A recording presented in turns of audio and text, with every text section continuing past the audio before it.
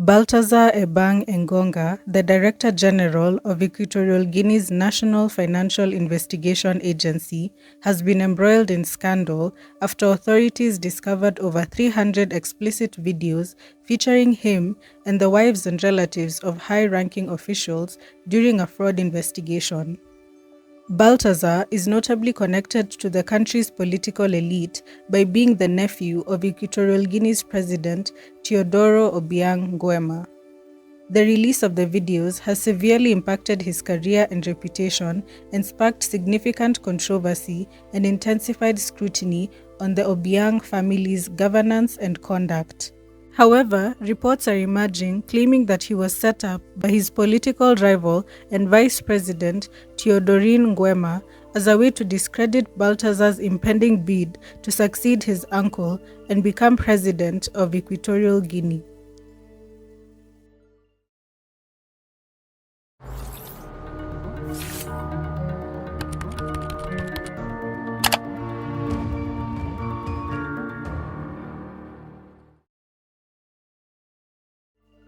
To better understand this story, we have to start at the beginning.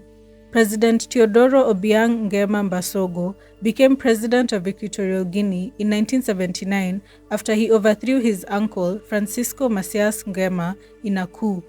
He placed the former president on trial for genocide and he was sentenced to death and executed by a firing squad on 29 September 1979. President Obiang declared that the new government would be a fresh start from his uncle's brutal and repressive regime.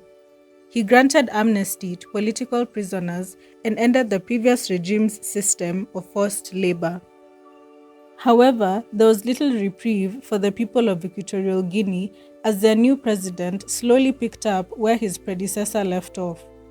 President Obiang is regarded as an authoritarian leader and has been accused of corruption and abuse of power. Under his rule, Equatorial Guinea continues to have one of the worst human rights records in the world. The president's political party dominates the government and has controlled nearly all legislative seats since its inception. The constitution grants President Obiang extensive powers, allowing him to rule by decree and making his government a legal dictatorship. He has also placed his family members in key government positions. In 2016, in the most blatant use of nepotism, President Obiang appointed his son, Teodoro Nguema Obiang, as the vice president of Equatorial Guinea in charge of defense and security, setting him up to succeed him. President Obiang and his son, commonly known as Teodorine or Teddy, have faced numerous allegations of corruption, human rights abuse, and extravagant displays of wealth. The country's significant oil revenues that could have benefited the country's population have instead been funneled towards the enrichment of the ruling family, leaving most of its citizens in poverty. Vice President Teddy has been implicated in several high-profile legal cases abroad for using public funds to support his luxurious lifestyle. Some of his extravagant purchases include a $275,000 crystal-encrusted glove once worn by Michael Jackson. In France, he was convicted of misusing approximately 150 million euros, resulting in the seizure of a Paris mansion and other luxury assets. He has also faced legal issues in the US and Switzerland, leading to the forfeiture of a Malibu mansion and multiple vehicles, including rare supercars.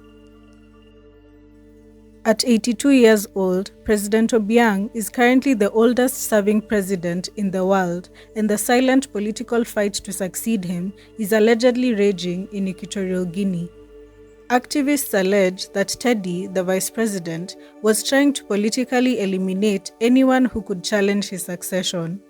He demoted his half-brother, Gabriel Obiang, and ordered the arrest of his other half-brother, Ruslan Obiang, over allegations that he sold a plane owned by the state airline.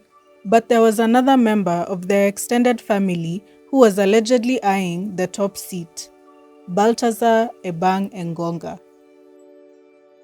54-year-old Baltasar is an economist and was the Director General of Equatorial Guinea's National Financial Investigation Agency.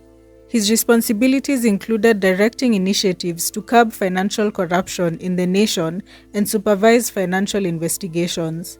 He's one of the country's most powerful men, entrusted by the Obiang family with control over finances and tax administrations. He is the son of Baltasar Engonga Ejo, the head of the Central African Economic and Monetary Community Commission.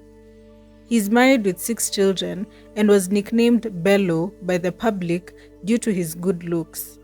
It's alleged that Teddy, the vice president, saw him as a political threat and was allegedly monitoring his activities.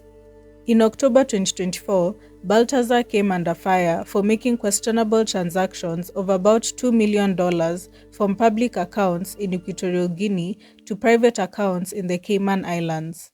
The vice president allegedly viewed this as a chance to bring down his rival, and his office began investigating these suspicious transactions.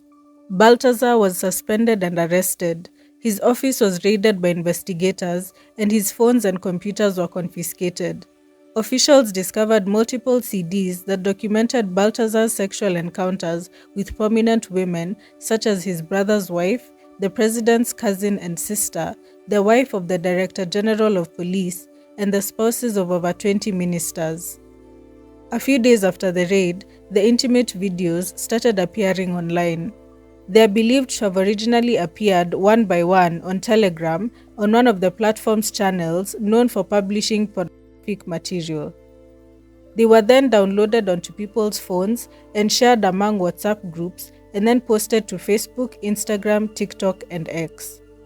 Baltasar was quickly identified along with some of the women in the videos, including relatives of the president and wives to ministers and senior military officials. The videos seem to have been recorded with consent, as most of the women involved appeared to be aware that they were being filmed. The videos were filmed in hotel rooms, restrooms, and controversially, in Baltasar's office in the finance ministry, featuring the country's flag in the background and sparking public outrage. Baltasar was fired and detained at the notorious Black Beach prison in Malabo, which is allegedly known for harsh treatment of government opponents. The videos quickly spread beyond Equatorial Guinea and went viral globally. The vice president spearheaded the government's response by condemning the viral tapes as violations of public ethics and an embarrassment to the country's image. The government swiftly suspended officials involved in sexual activities within ministry offices, stressing the importance of ethics and reaffirming a zero-tolerance policy for actions that undermined public service integrity. He emphasized that ministries are for administrative work only and that sexual relations in offices are prohibited. He announced plans to install CCTV cameras in all government offices and warned that violators would face disciplinary action and dismissal. As of the time of this recording, Baltasar Engonga is under arrest on corruption charges and has not yet been charged with anything in relation to the tapes. Government officials clarified that consensual sex is not illegal unless coercion or violence is involved. In a statement, the Attorney General, nanxy.gem, encouraged victims of sexual abuse to come forward, emphasizing that such encounters could pose a risk to public health. He said, quote, "The possibility of a contagious disease being spread through these sexual interactions makes the situation even more critical." He also revealed that Baltasar has undergone STD testing, and if any results came back positive, he would be prosecuted for endangering public health. Vice President Teodoro announced that an investigation was underway to determine the source of the leaked tapes.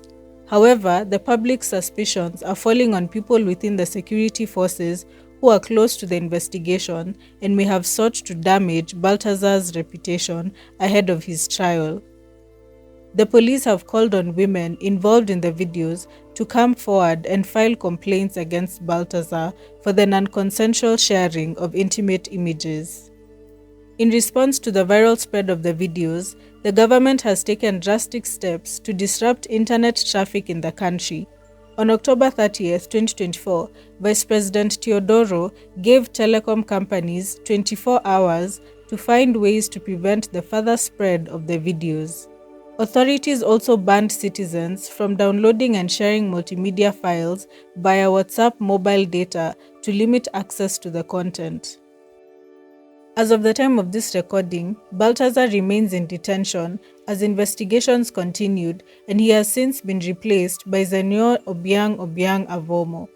On social media, Baltasar was praised, with some netizens regarding him as their hero and making memes about him. In contrast, the women featured in the videos faced widespread condemnation, with Vice President Teodoro criticizing the married women for participating in acts that tarnished their dignity and reputation.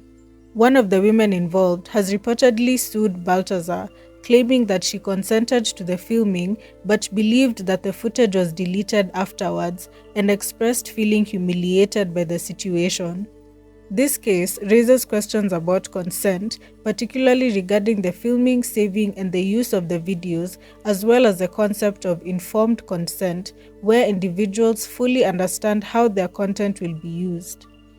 Baltasar's corruption trial appears to have started after a video showing him handcuffed in court circulated on social media. Additionally, Equatorial Guinea Senate has approved a bill regulating the behavior of public officials. The scandal has sparked significant online interest, with searches for Equatorial Guinea spiking in Kenya, Nigeria, and South Africa.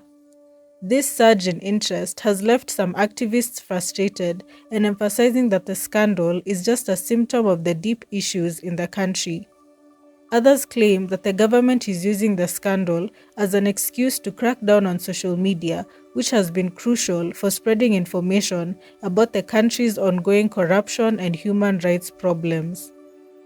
Baltasar's motives for filming the videos is still unclear, and some are calling out government officials for being hypocritical, as they may have worse skeletons in their closets. However, whether it was by design or not, the scandal has tarnished Baltasar's professional career, and he is now one less person for Vice President Teodoro to deal with in his quest for the presidential seat. Thank you so much for listening and watching until the end. This case was a wild one. As always, I'd like to know your thoughts on this case, so feel free to comment. And I'd also like to thank all 5,839 of you for subscribing and interacting with my channel. Don't forget to like, share, and subscribe if you haven't already. My name is Faith Njoroge, and I will see you on the next one. Bye!